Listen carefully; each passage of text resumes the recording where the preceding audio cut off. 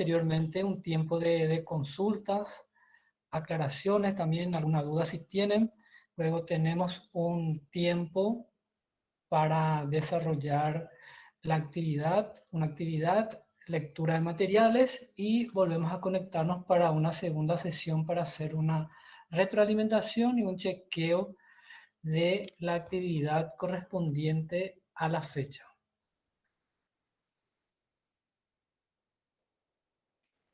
Bueno, en relación al capítulo 2 de compuestos orgánicos, habíamos mencionado que incluye a carbohidratos, a lípidos, a proteínas, ácidos nucleicos y también incluimos en este grupo a vitaminas.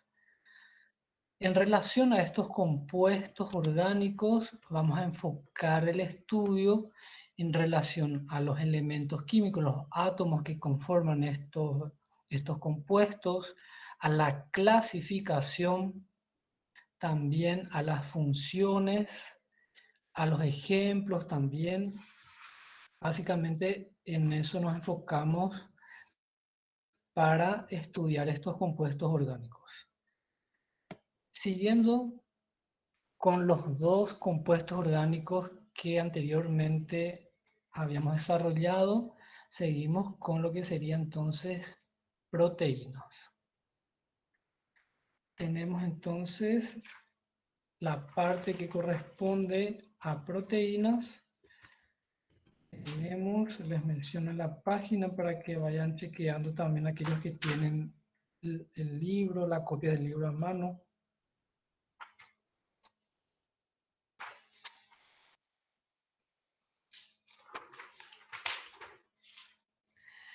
En la página 60 tenemos la información correspondiente a proteínas. Bueno, siguiendo entonces con este compuesto orgánico, tenemos en cuenta que los átomos que forman parte de las proteínas serían el carbono, el hidrógeno, el oxígeno, el nitrógeno y también forma parte el azufre. En relación a lo que sería proteínas, tenemos en cuenta de que los monómeros constituyentes son llamados aminoácidos. Los aminoácidos están formados por un grupo amino y un grupo carboxilo. Ambos están unidos por un carbono conocido como carbono alfa. En relación a los aminoácidos, podemos mencionar de que se puede clasificar de acuerdo a las características químicas en 4 grupos. Tenemos entonces el grupo de aminoácidos no polares, y citamos algunos de ellos como la leucina, la prolina, la alanina y otros más. En relación a la segunda clasificación, al segundo grupo, sería los aminoácidos polares, y citamos también algunos de ellos que serían la treonina, la serina, la asparagina, la glutamina, entre otros. Tenemos el tercer grupo de aminoácidos, que sería el grupo de ácidos, y citamos al ácido aspartico y al ácido glutámico. Y el cuarto grupo son llamados aminoácidos básicos, y citamos a la histidina, a la arginina y a la lisina. Entonces hacemos una clasificación de aminoácidos en relación a las características químicas. Podemos mencionar que en la naturaleza existen unos 300 aminoácidos, de los cuales 20 son los aminoácidos comunes, y agrupamos en esas categorías que mencionamos recién. En relación a las proteínas, podemos mencionar que se puede clasificar de acuerdo a las funciones. Tenemos entonces que las clases de proteínas pueden ser enzimas, proteínas estructurales, proteínas de almacenamiento, proteínas de transporte, proteínas reguladoras, proteínas de movimiento y proteínas de defensa. En relación a las funciones que realizan cada uno de esos grupos de proteínas, está relacionado con el nombre mismo. Si hablamos de enzimas, la función sería la de catalizar reacciones químicas específicas. Esas enzimas podemos encontrar muchos ejemplos en el texto. Uno de ellos puede ser las carabinas moleculares, puede ser la fumarasa y muchos otros.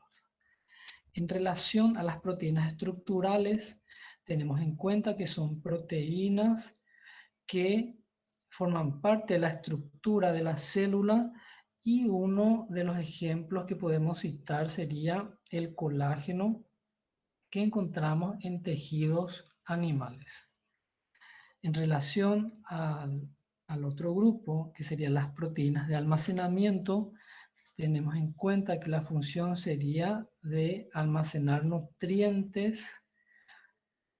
En este caso citamos a la ovoalbúmina que encontramos en el huevo de las aves. Otro ejemplo podría ser la ceína que encontramos en los granos de maíz. Entonces, cuando hablamos de ovoalbúmina, citamos en el taxón Animalia, en el reino Animalia, y cuando hablamos de ceína, identificamos en el reino Plante.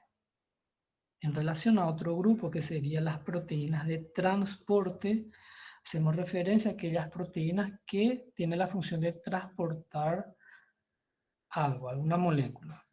Si citamos en este grupo a la hemoglobina, tenemos en cuenta que la función es la de transportar oxígeno y dióxido de carbono.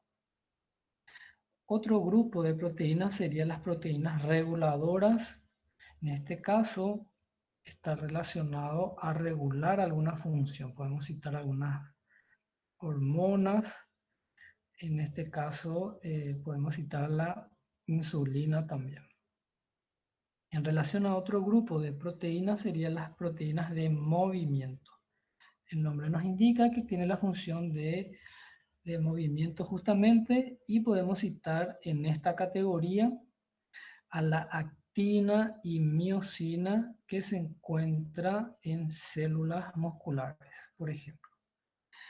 El otro grupo serían las proteínas de defensa y el nombre nos indica que lo que hace es defender al organismo de invasores extraños. En este caso podemos citar a los anticuerpos. Otra de las características que tenemos en cuenta en relación a las proteínas sería el enlace químico que le caracteriza. En este caso sería el enlace peptídico que se da entre el carbono del grupo carbonilo y el nitrógeno del grupo amino. Tenemos también en este grupo de compuestos orgánicos a lo que llamamos aminoácidos esenciales. Los aminoácidos esenciales son aquellos que no se pueden sintetizar en cantidad suficiente para cubrir las necesidades y deben ser obtenidos a través del alimento.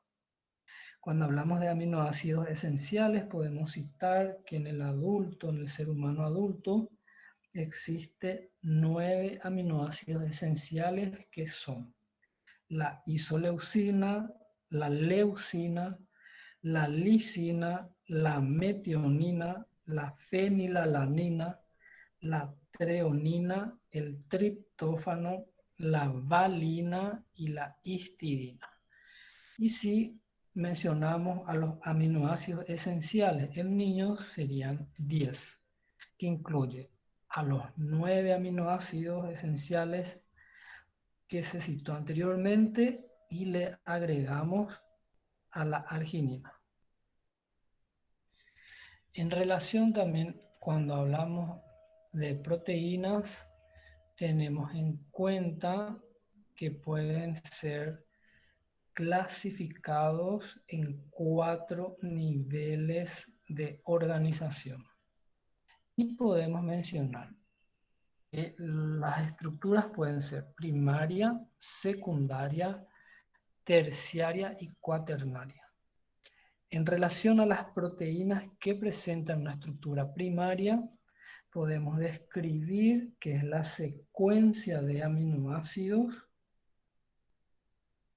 y como ejemplo podemos mencionar también en este grupo al glucagón, que contiene 29 unidades de aminoácidos. El otro grupo, que sería la estructura secundaria, sería el resultado de los enlaces de hidrógeno en la cadena polipeptídica. Los polipéptidos sabemos que presentan regiones con algunas de las formas regulares de la estructura secundaria, como la hélice alfa y la lámina plegada beta. Cuando hablamos de alfa y beta, hacen referencia al orden en el que, vamos a decir, estos tipos de estructuras se descubrieron. Seguimos entonces con la característica de la estructura secundaria. Tenemos en cuenta que podemos identificar puentes de hidrógeno también en esta estructura. La siguiente estructura de proteína sería la estructura terciaria, que depende de interacciones entre cadenas laterales. Cuando hablamos de los enlaces que le caracterizan a una proteína de estructura terciaria, podemos citar a los enlaces de hidrógeno, los enlaces iónicos, las interacciones hidrófobas y los enlaces covalentes disulfuro o puentes disulfuro. Aquí podemos citar a una proteína de estructura terciaria, que sería la ribonucleasa bovina, que presenta más de 300 aminoácidos. En relación a la estructura cuaternaria, tenemos en cuenta que la característica sería que es el resultado de las interacciones entre polipéptidos.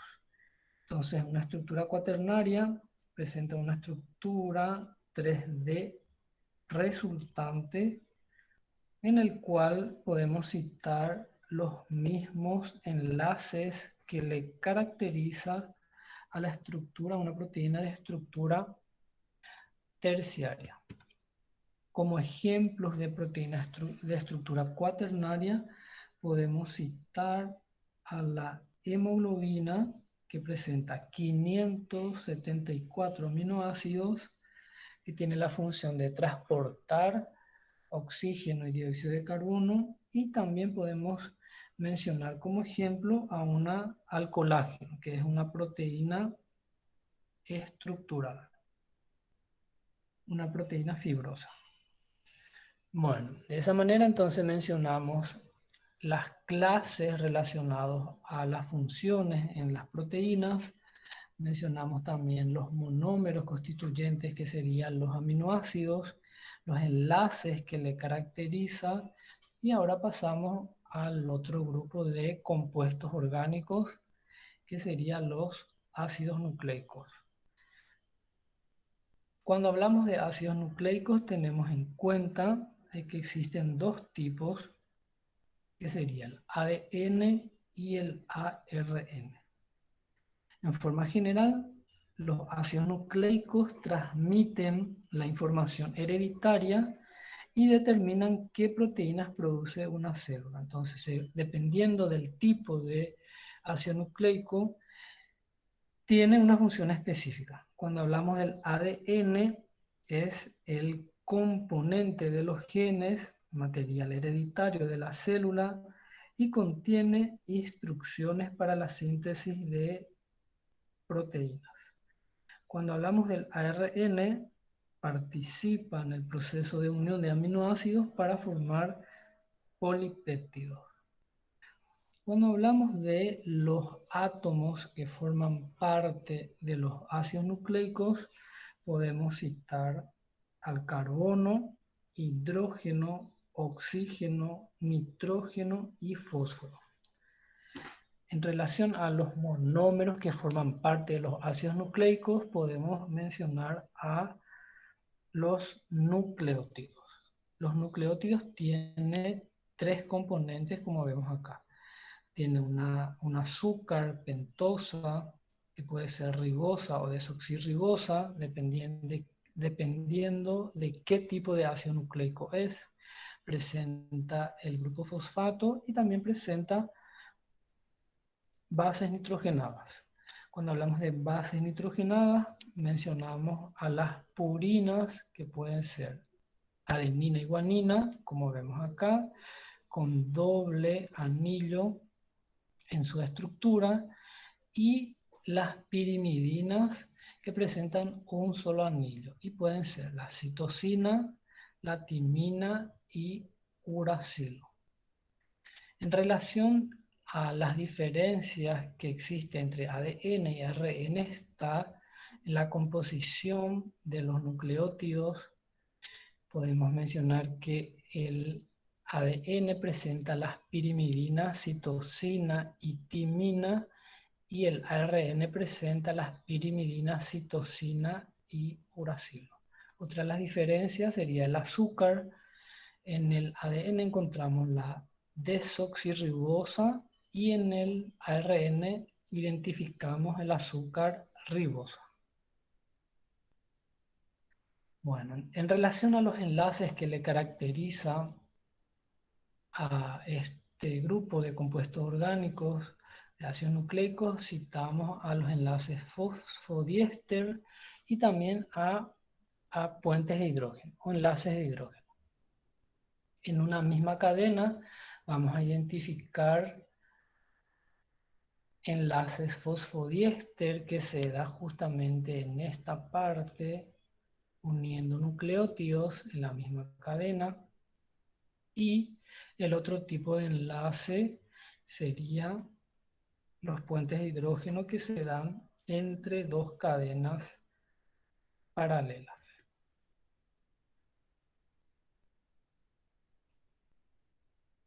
Podemos mencionar también otros nucleótidos que tienen diferentes funciones.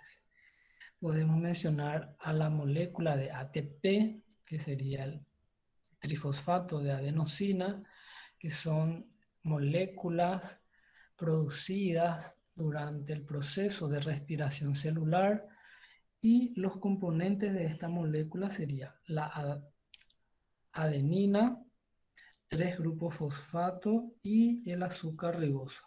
La función sería función energética.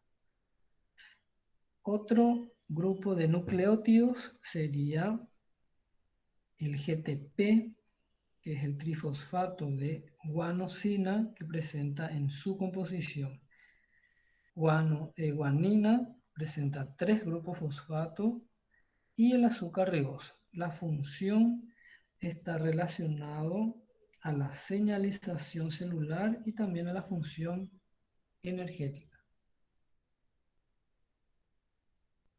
Luego podemos mencionar también al NAD en su forma oxidada y NADH en su forma reducida, que sería el dinucleótido de nicotinamida y adenina.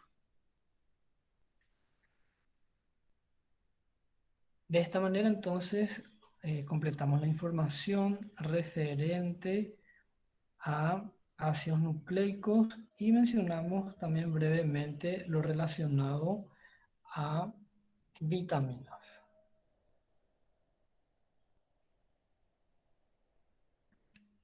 la parte que corresponde a la información de vitaminas, vamos a encontrar en el capítulo 47,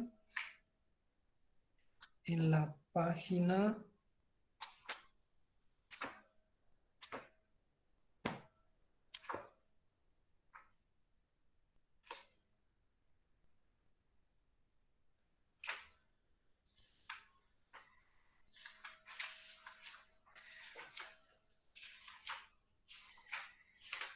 en la página 1026. Voy a compartir también en pantalla la información correspondiente a las vitaminas.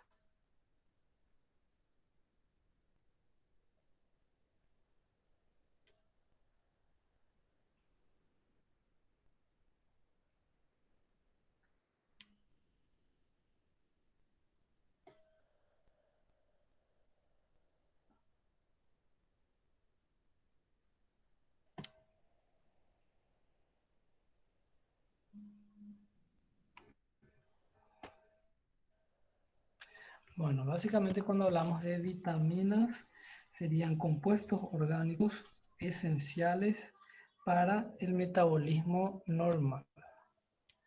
En relación a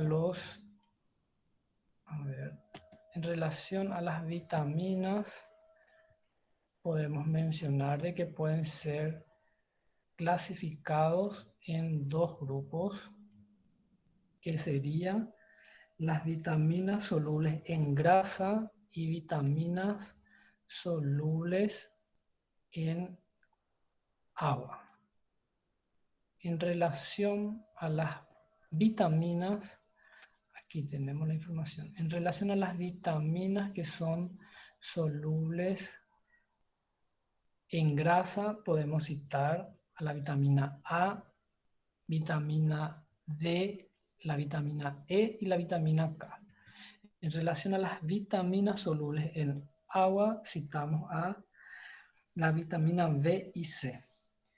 En la página 1027 del libro de Solomon tenemos una tabla 47.3 que nos menciona el grupo de vitaminas solubles en grasa y el grupo de vitaminas solubles en agua. Acá más que nada podemos tener en cuenta cuáles son las fuentes de estas vitaminas.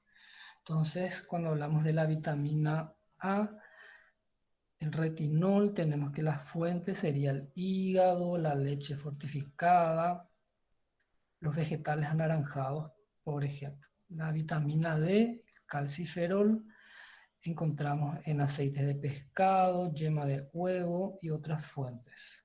La vitamina E, los tocoferoles, que encontramos en aceites vegetales poliinsaturados, en las nueces, entre otros. La vitamina K encontramos, o sea, está proporcionado por bacterias intestinales. La vitamina C, el ácido ascórbico, encontramos en los cítricos, en los tomates. La vitamina B1, la tiamina, encontramos en el hígado, levadura, en granos. La vitamina B2, la riboflavina, encontramos en el hígado, leche, en el huevo. La vitamina B6, piridoxina, encontramos en la carne, en granos enteros. Y la vitamina B12 encontramos, por ejemplo, en el hígado, en el pescado, en el huevo, en el queso.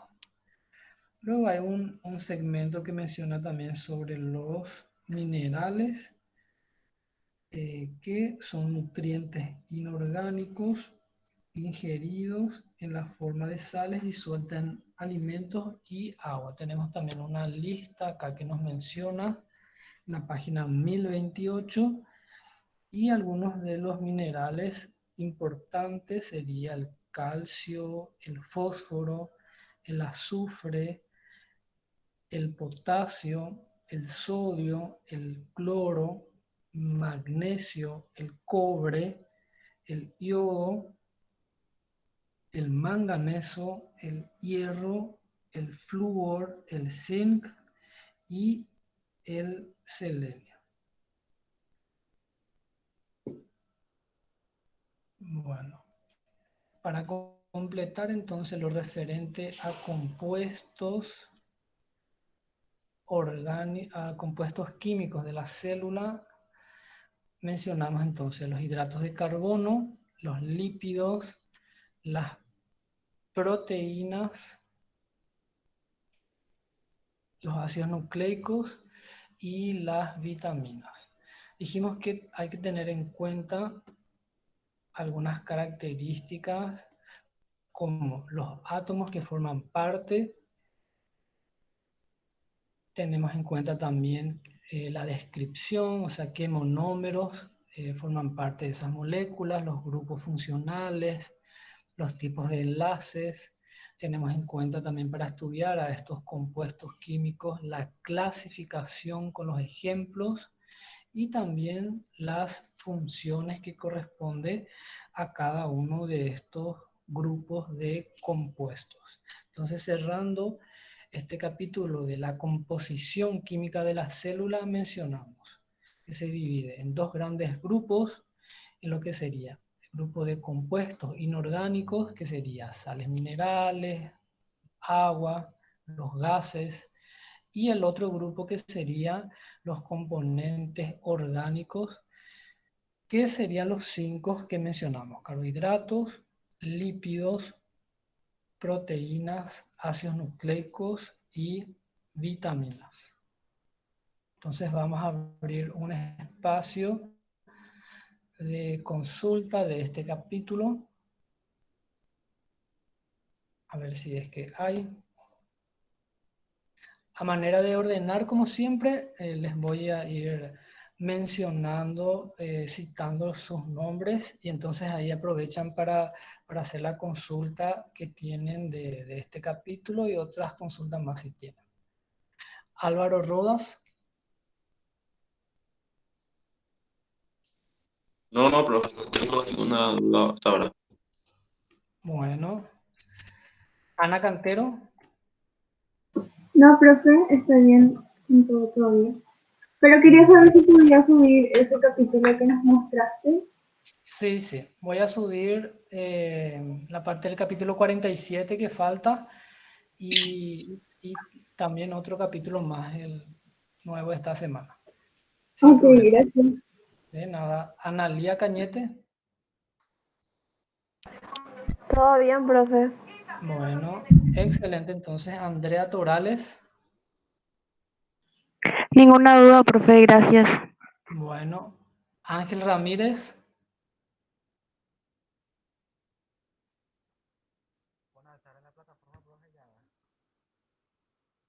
Ángel.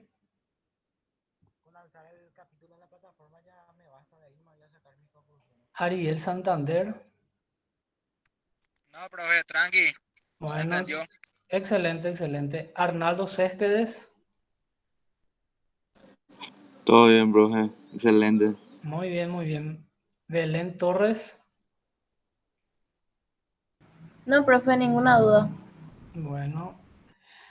Berenice Toledo. No, profe, todo. Excelente. Ingrid. No, profe, todo bien también. Muy bien. Bruno Pereira.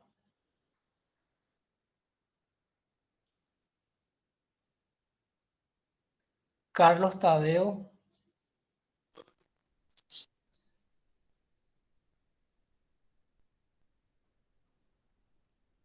Catherine Cañiza. Se entendió muy bien, profe, gracias. Bueno, excelente. Cecilia Chaparro. No, profe, todo bien. Bueno, gracias. Dayana. Se entendió todo, profe. Excelente. Entonces, Daniel Amarilla. Todo bien, profe. Se entendió todo. Gracias, Daniel. Eugenio Maldonado. Se entendió todo, profe. Excelente. Araceli González. Se entendió todo, profe. La No, última parte del cuadro es lo que no, no no no se se vio vio bien. bien. No. Bueno, Sí, pues. ese capítulo 47 voy a subir en la plataforma y ahí van a tener acceso sin problema. Que sería Ah, bueno, profe. Gracias. dale, página 1026, 1027 sería. No se preocupen. Hugo González.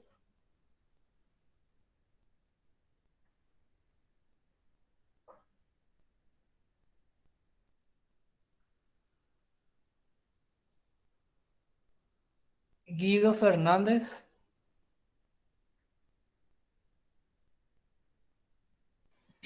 Se entendió todo, profe. Bueno, excelente. Isidro Chávez. Se entendió todo, profe. Bueno, muy bien. Liz Escobar.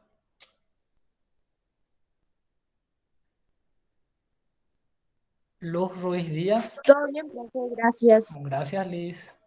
Luz. Todo bien. Bueno, María Giselle. Se entendió todo, profe, gracias. Gracias. Marian Maki. ¿Se entendió todo, profe? Excelente, entonces. Mayra Palacios.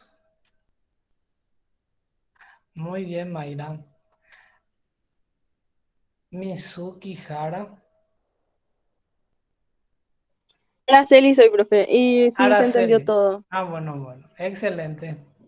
Monserrado Bobadilla.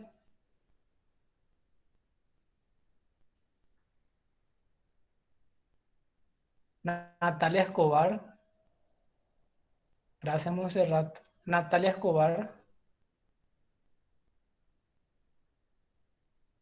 Néstor Melgarejo. Gracias, Natalia. Todo bien, profe, todo bien. Bueno, muy bien, Néstor. Oscar.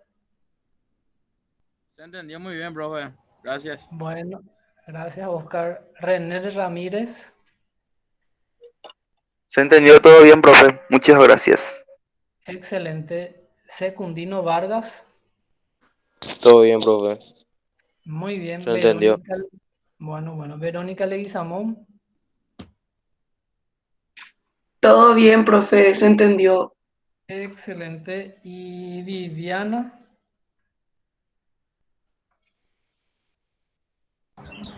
Sí, profe, todo bien, se entendió perfectamente. Bueno, excelente. Bueno, ya que tenemos tiempo, vamos a empezar también el capítulo que corresponde a organización de la célula. Entonces vamos a continuar nuestro contenido aprovechando el tiempo, por supuesto, y les comparto la diapositiva.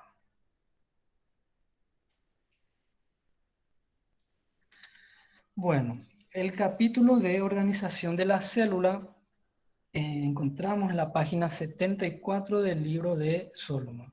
Y acá básicamente desarrollamos lo que corresponde a la estructura, a los tipos de células, y vamos a ir detallando más que nada la estructura de una célula eucariota. Bueno, vamos a recordar inicialmente el concepto de célula que menciona que es la unidad básica de la vida o la unidad estructural y funcional de todos los seres vivos. En relación a los tipos de células, mencionamos las células procariotas y las células eucariotas, que básicamente se diferencian en relación a la estructura que tiene cada tipo de célula y al tamaño también. Bueno, vamos a iniciar con lo que sería la teoría celular. La teoría celular menciona de que fue propuesto por Schleiden, Schwann y Virchow. El enunciado de la teoría celular tiene dos enunciados. Primero dice que las células son las unidades básicas de organización y funcionamiento de la vida en todos los organismos. Y el segundo enunciado menciona que todas las células proceden de otras células. O sea que cuando consideramos las células sabemos que se originan por medio de la división celular, en otras palabras. Cuando hablamos de los científicos que aportaron a la teoría celular, tenemos el trabajo entonces de, dijimos, de Matthias Schleiden, de Theodor Schwann y de Rudolf Virchow.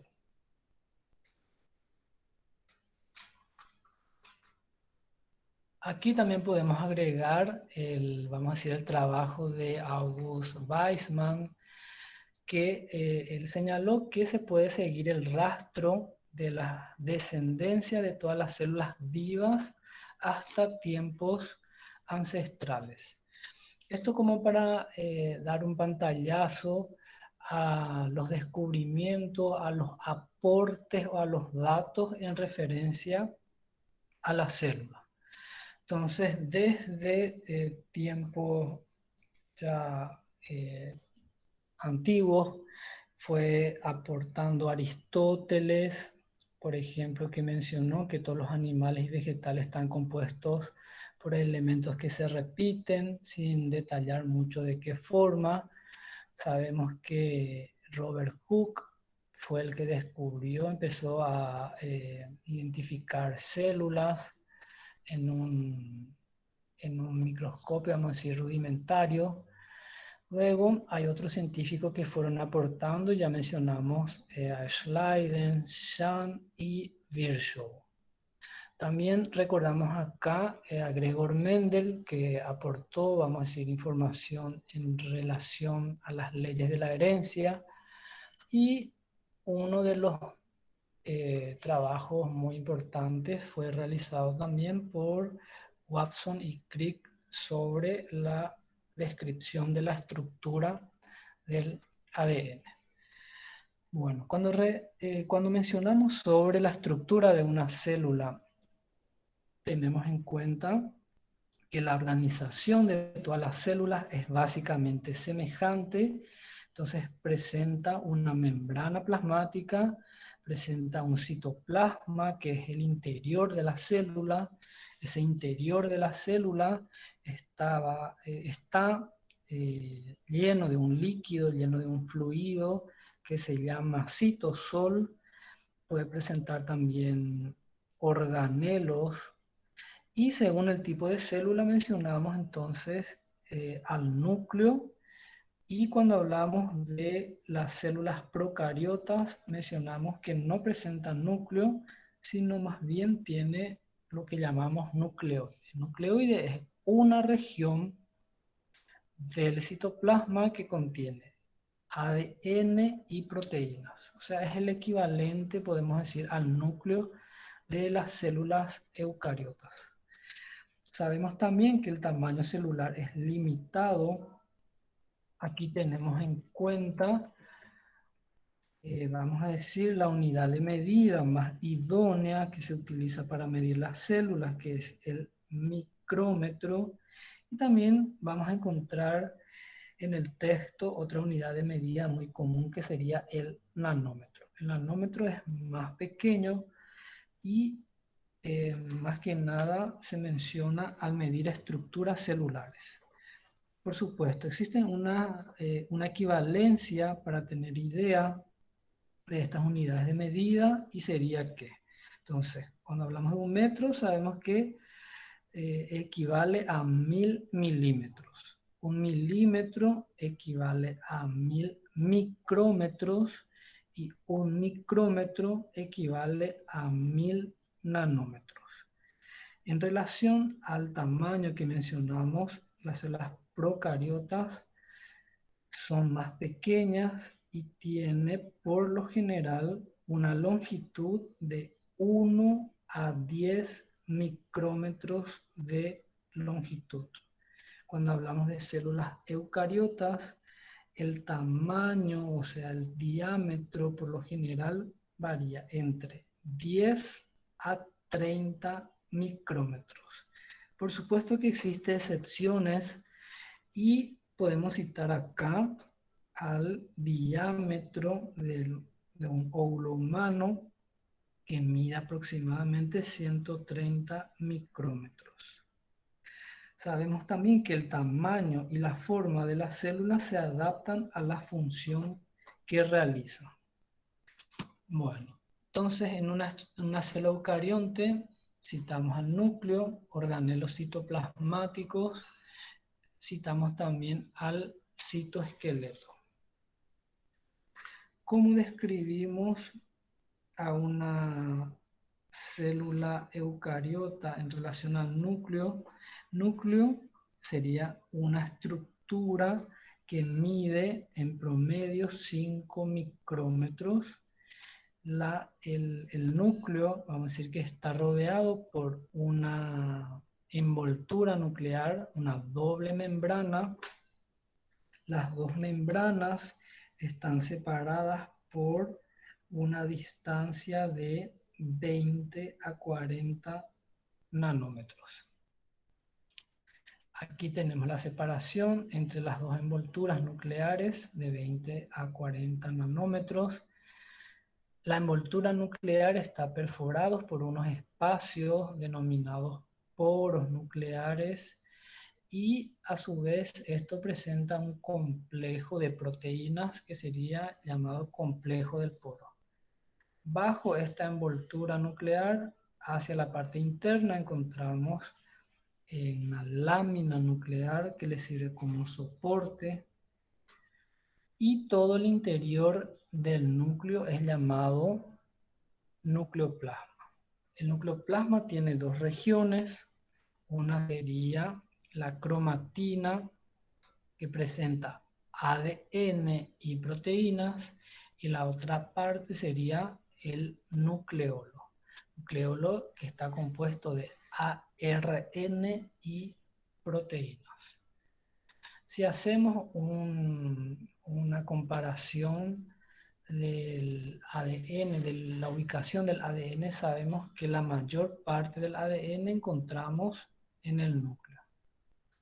Otros lugares donde podemos encontrar el ADN sería en células eucariontes, o células eucariotas, encontramos también en las mitocondrias y en el caso de células vegetales podemos encontrar también en los cloroplastos.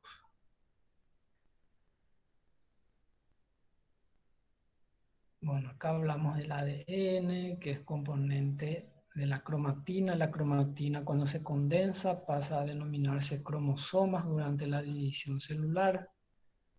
Y luego empezamos a citar a los diferentes organelos del citoplasma. Uno de ellos sería los ribosomas, que tiene la función de fabricar proteínas. Son partículas muy pequeñas que se encuentran libres en el citoplasma, pueden estar adheridas a ciertas membranas. Están formados básicamente por ARN y proteínas y se sintetizan en el nucleolo. Cuando hablamos de ribosoma sería el organelo más numeroso en la célula eucarionte, que puede una célula contener hasta millones. Los ribosomas tienen dos regiones, dos subunidades, que sería una subunidad grande y una subunidad pequeña. Acá encontramos, si hacemos el esquema de un ribosoma, tenemos las dos subunidades y la ubicación de estos organelos también.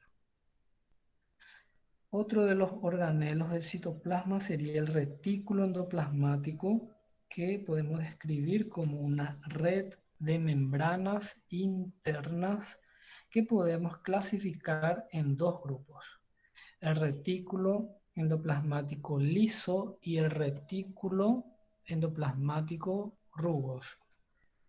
En forma resumida podemos decir que el retículo endoplasmático liso tiene la función de sintetizar lípidos. Cuando hablamos de qué lípidos, hacemos mención al fosfolípidos y a un grupo de esteroides que sería el colesterol. podemos mencionar también que otra de las funciones es la de almacenar iones de calcio en la célula y también está relacionado con la síntesis de carbohidratos. En relación al otro tipo, que sería el retículo endoplasmático rugoso, está relacionado con la síntesis de proteínas. Y eso relacionamos porque en la superficie de ese tipo de retículo endoplasmático encontramos ribosomas en la superficie. Si sabemos que los ribosomas están relacionados a la síntesis de proteínas, entonces directamente relacionamos que el retículo endoplasmático rugoso está relacionado a esta función. El retículo endoplasmático, entonces encontramos cercano al núcleo, rodeando al núcleo. En este grupo de retículo endoplasmático rugoso encontramos en el interior un espacio que recibe el nombre de luz. En ese lugar encontramos unas enzimas que se llaman carabinas moleculares. ¿Cuál es la función de las carabinas moleculares? Sería la función de plegar eficazmente las proteínas. Pero como existe, vamos a decir, proteínas que no son dobladas o empaquetadas correctamente en este lugar, son enviadas entonces al citoplasma y son degradadas por unos complejos proteínicos del citosol que recibe el nombre de proteosomas. Bueno, otro grupo de organelos citoplasmáticos podemos citar al complejo de Golgi. El complejo de Golgi tiene la función de procesar, clasificar y modificar proteínas. Como decimos que es un complejo, está formado por, vamos a decir, estructuras individuales que reciben el nombre de cisterna, como vemos acá. Entonces el grupo de cisternas va a formar un complejo de Golgi que también tiene otras denominaciones, que sería aparato de Golgi o cuerpo de Golgi. En relación a la cisterna, tenemos en cuenta de que tiene tres regiones. Una región que se llama cara cis, por donde llegan las proteínas. Una región media, que es el lugar donde son modificadas las proteínas. Y una cara trans, una región trans, que sería el lugar por donde salen las proteínas del complejo de Golgi. En relación al complejo de Golgi podemos decir que existe una diferencia también en lo que produce el complejo de Golgi en células vegetales y en animales. En relación a el complejo de Golgi en células vegetales o en el reino plante, está relacionado con producir polisacáridos extracelulares. Cuando hablamos del complejo de Golgi en el reino animalia, podemos relacionar con la fabricación de lisosomas. Entonces, el siguiente organelo que describimos serían los lisosomas.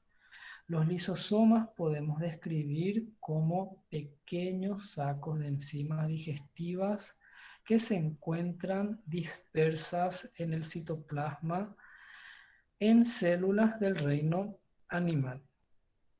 Entonces, la función está relacionada con la digestión. Y en cuanto a los lisosomas, podemos citar o podemos clasificar en lisosomas primarios, que son pequeños, y lisosomas secundarios, que se forman a partir de la unión de lisosomas primarios. Aquí tenemos el origen de un lisosoma. Bueno, siguiendo con los organelos citoplasmáticos, describimos a las vacuolas como grandes sacos llenos de fluido que presenta diferentes funciones. En relación a las vacuolas, sabemos que es muy característico en células vegetales. En células vegetales, las vacuolas pueden ocupar hasta el 80% del volumen interno de la célula.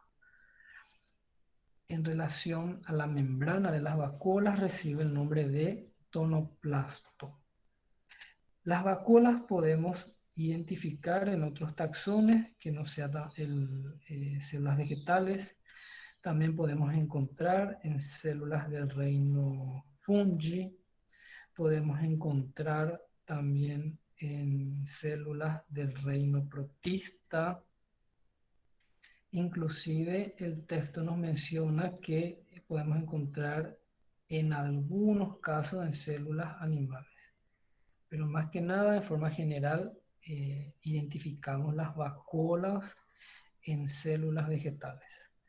Cuando hacemos mención de las vacuolas en el reino protista, podemos identificar dos tipos de vacuolas, que serían las vacuolas alimenticias, que está relacionado con la digestión del alimento en la mayoría de protozoarios, y el otro tipo, que serían las vacuolas contráctiles, cuya función es la de eliminar el exceso de agua de la célula en algunos protozoarios. En relación a otro tipo de organelos serían los peroxisomas. Los peroxisomas se encargan de metabolizar compuestos orgánicos pequeños, que también son orgánulos rodeados con membrana. En relación a los peroxisomas, podemos decir que son abundantes en células que sintetizan, almacenan o degradan lípidos. En relación a los peroxisomas vegetales, tiene un nombre específico que recibe el nombre de glioxisomas. Entonces, en forma general, identificamos en células del reino Animalia, en células del reino Plante también. Luego podemos mencionar, acá tenemos cómo sería la estructura del peroxisoma. Bueno, luego podemos citar entonces organelos relacionados a la función energética, y en este caso citamos a las mitocondrias y a los cloroplastos. Las mitocondrias estructuralmente tienen dos membranas, una membrana mitocondrial externa y una membrana mitocondrial interna, que forma pliegues que reciben el nombre de crestas mitocondriales. La mitocondria también presenta dos espacios. Uno sería el espacio intermembrana entre las dos membranas, y el espacio más interno recibe el nombre de matriz mitocondrial. En la matriz mitocondrial podemos encontrar ribosomas y podemos encontrar también ADN en forma circular. Como hace rato mencionamos, el ADN, la mayor parte del ADN encontramos en el núcleo, y en relación al porcentaje de ADN que encontramos en las mitocondrias sería del 1%. Si el 1% del ADN se encuentra en las mitocondrias, entendemos, deducimos por supuesto que el 99%, que es la mayor parte, encontramos en el núcleo. A no ser que sean células vegetales, y distribuimos también una parte en ese organelo. Luego tenemos otro grupo de organelos que sería los plastidios. Cuando hablamos de plastidios, podemos clasificar de acuerdo a qué pigmento presenta. Cuando hablamos de plastidios, tenemos uno de ellos sería los cromoplastos, que tienen pigmentos coloreados como el rojo, naranja y otros colores más. Cuando hablamos de estos cromoplastos, es lo que le da la coloración a las flores, a los frutos. El otro grupo de plastidios sería los cloroplastos. Los cloroplastos tienen o presenta el pigmento verde denominado clorofila, que está relacionado al proceso de fotosíntesis. Luego tenemos un tercer grupo de plastidios, que serían los que carecen de pigmento. En esta categoría mencionamos a los amiloplastos, que contienen el polisacárido que ya describimos anteriormente, que sería el almidón. Acá tenemos la estructura, como es un cloroplasto, y luego la otra parte que describimos sería el citoesqueleto en la célula. Cuando hablamos del citoesqueleto podemos mencionar que es una densa red de fibras de proteínas. Las fibras de estas proteínas podemos clasificar, o los filamentos de proteínas pueden ser clasificados en 3 tipos: los microtúbulos, microfilamentos y filamentos intermedios. Esta clasificación está relacionada con el tipo de proteína que presenta y también con el diámetro. Empezamos a describir a los microtúbulos. Los microtúbulos son cilindros huecos que presentan un diámetro de 25 nanómetros y está formado por 2 tipos de proteínas. Uno sería la tubulina, alfa y beta, y luego citamos en este grupo a proteínas asociadas a microtúbulos que citamos como MAP. Estas proteínas asociadas a microtúbulos podemos clasificar en estructurales y motoras.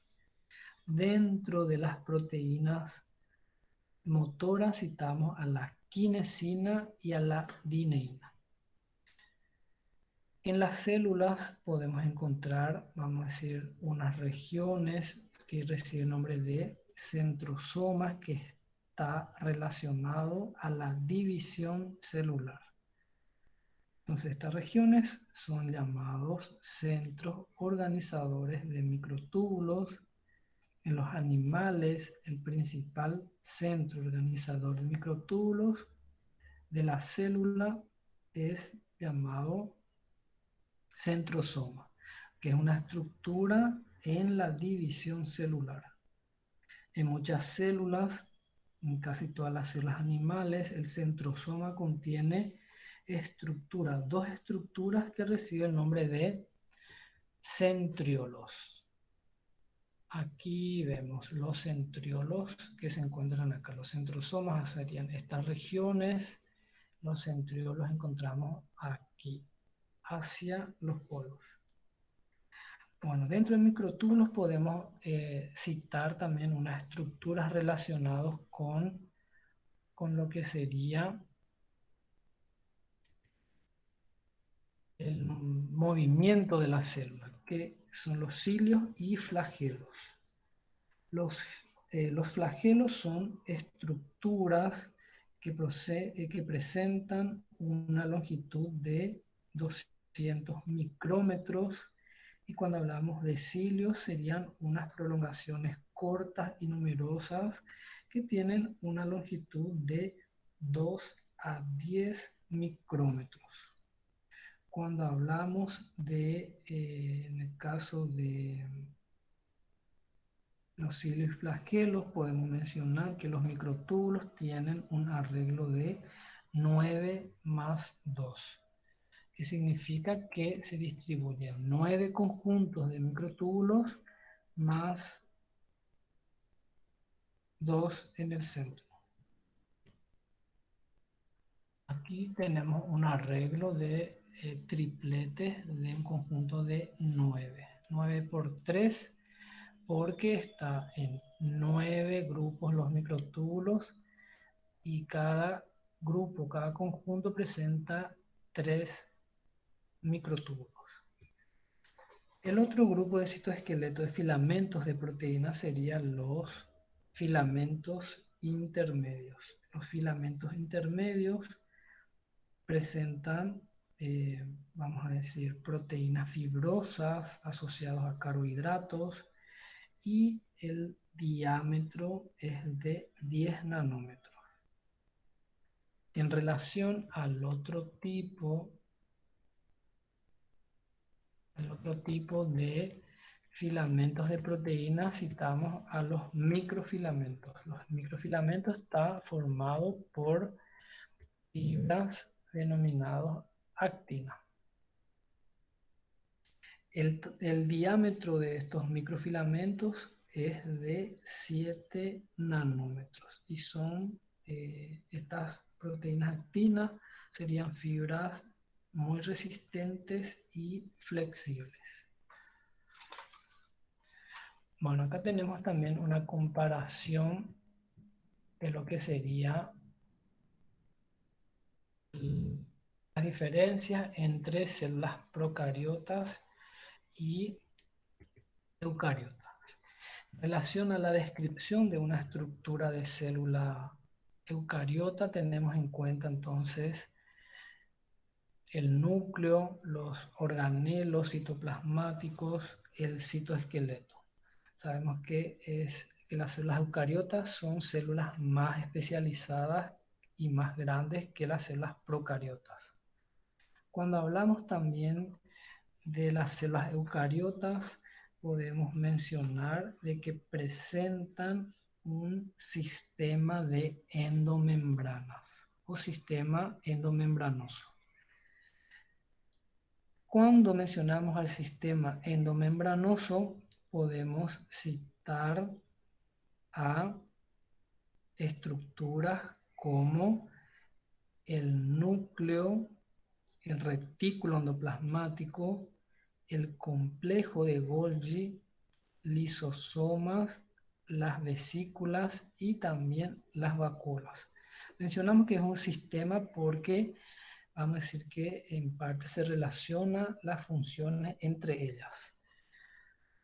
Otras estructuras que también podemos mencionar como parte del sistema endomembranoso, aunque no es interno, sería la membrana plasmática. Luego hay otras estructuras más que no son consideradas parte del sistema endomembranoso y sería a las mitocondrias y los cloroplastos. En relación también a estructuras que rodean a la célula, podemos citar a la pared celular